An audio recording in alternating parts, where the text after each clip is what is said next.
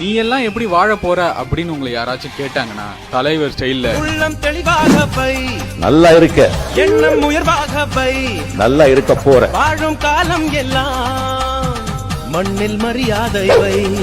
எனக்கு நல்லதே நடக்கும். இல்லாத மரமும் உண்டா, சொந்த காலில் நீ நில்லேம்மா, நீ நின்ன பின்னாலே ஊரே கேட்கும்.